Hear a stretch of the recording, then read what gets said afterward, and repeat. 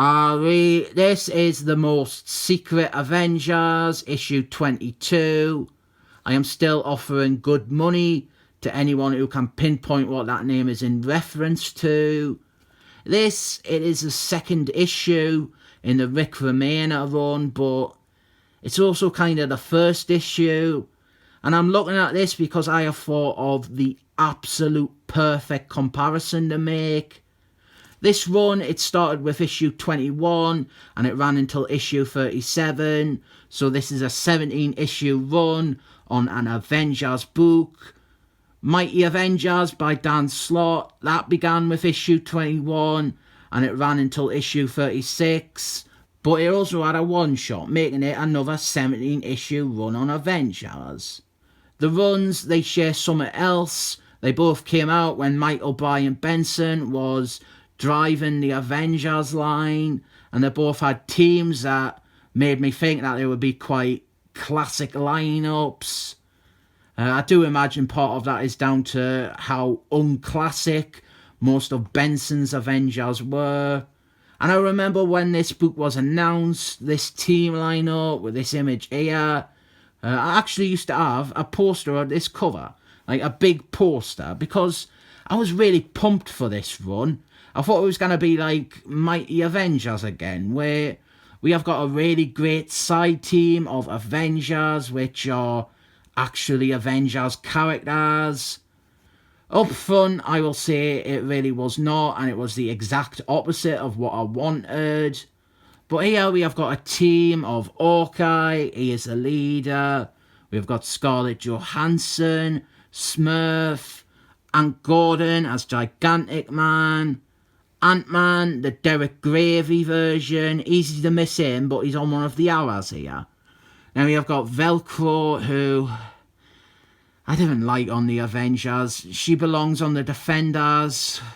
I never understood the mentality of modern Avengers writers, where they just take characters from other books and then leave that book crippled without them. Like, if someone wanted to do a Defenders book simultaneously with this run, they would be told that they can't use Velcro, and she's like one of the major Defenders characters. Actually, come to think of it, there was a Defenders book around about this time. It actually had a kind of clever way to cover for Velcro not being in it, but that's another video.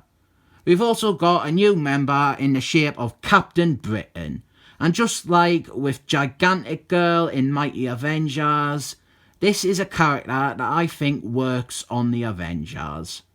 It makes sense that the Avengers would recruit him, and it makes sense that he would join the Avengers. But man alive, this run is fucking awful. And to make it even more annoying, we have got tremendous art by Gex Gecko and colours by Elizabeth Breitweiser. These two are like one of the best combos in comic book art. Gex Gecko and Elizabeth Breitweiser, they are honestly amazing. The plot here is just a continuation of a Rick Remender Excellent Force story. He hasn't got much to do with the Avengers. If he wasn't on this book, he probably would have just told this story on whatever book he was on instead. Captain America, he would just tell this story. Thunderbirds, he would just tell this story. Defenders, he would just tell this story.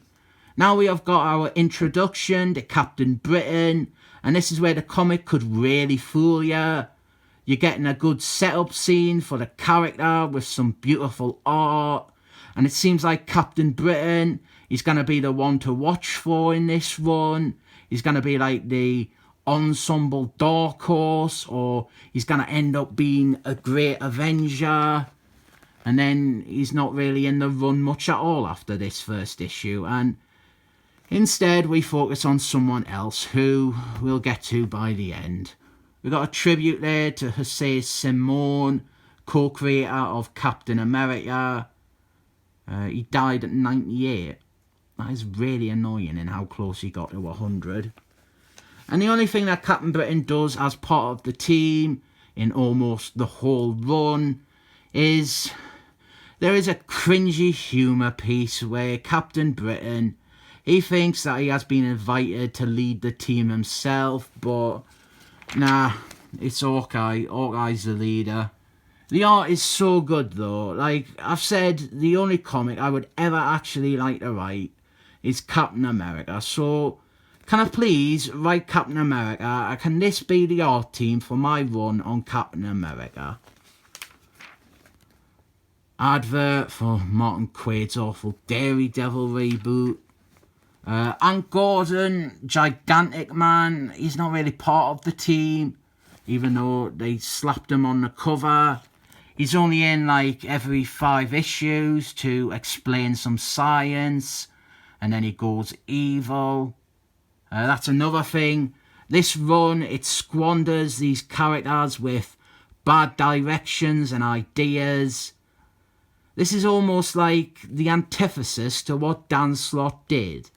Dan Slott, he was pushing these characters who had been neglected and making newer readers aware that they are awesome characters. But Rick Remender, he does the opposite. He seems to, like most modern creators, hate the majority of these heroes. I'm going to review this series soon, by the way. I've got a lot to say about it. Fantastic art, as you would expect, and the Avengers, they fight some humanoid robots, and oh god, here is the triple threat of Benson, Spencer and Huckleberry. And then Benson again. Imagine if Marvel promoted good books anywhere near as much as they promoted Benson.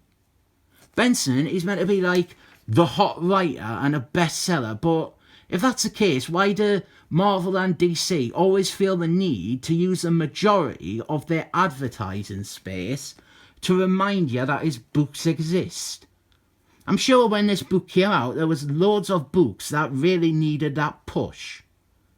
Actually, something that you will have noticed is that there hasn't been a single advert for an Excellent Men book, because this is bang on into Alex Alfonso's reign of terror, and his first mandate was to push away the Excellent Men in favour of the Avengers and the ones that they have got the movie rights for. I really didn't have much to say about this weak comic with great art. He kills off Derek Gravy next issue. 2 issues into a run, kills off a character. Scarlett Johansson, she's a bitch in this run, that's all she really does. Hawkeye, he commits genocide by the end. Captain Britain, as I said, he does now. Velcro, she gets to bang the writer's pet character, who we will see soon. Ant Gordon, he gets evil and becomes a robo, which is a direction Rick Remender was trying to push for years, until finally getting to cement it about 5 years later, and forever dooming and breaking Ant Gordon. Smurf, he's just there to suddenly be smarter than Ant Gordon when he gets evil. I'm not counting this as an Excellent Men advert, by the way. It is Avengers versus Excellent Men, which was a crossover purely designed for the Avengers to win, and for me to draw the line at following Marvel. We've got the baddies here, who are a bunch of robos. There's Maxwell L. Jackson there. Rick Remender kills him off in a few issues' time because, well, he's a leftover character from the previous runs. But what this run on Avengers is really about is Rick Remender's pet character. His version of Venom, the one that he was responsible for co-creating and writing. Venom, the secret agent. He suddenly is just a member of the Avengers and all the stories revolve around him. He's the only one that the Serpent Hat doesn't affect. He's the only one who can go undercover with baddies. He's also having sex with Velcro. He gets to beat the evil traitor at the end. transparent shit as always, and I took the poster down off my wall by the next issue.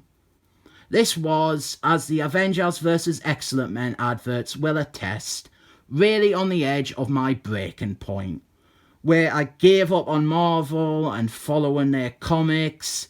This book and how disappointing and shit it was were a huge component. We had a squandered team that could have been brilliant with one of the best art teams possible. They didn't last past the first story though. This is a rare case where you can actually say they should have given this book to Dan Slott instead. I rate it 7 thumbs up. There is one Excellent Men advert, and I fucking pointed it out, how embarrassing is that, but it's also in issue number 1. There's loads of Excellent Men books, and this is the only one they're advertising, and they're only advertising it because it's in issue 1.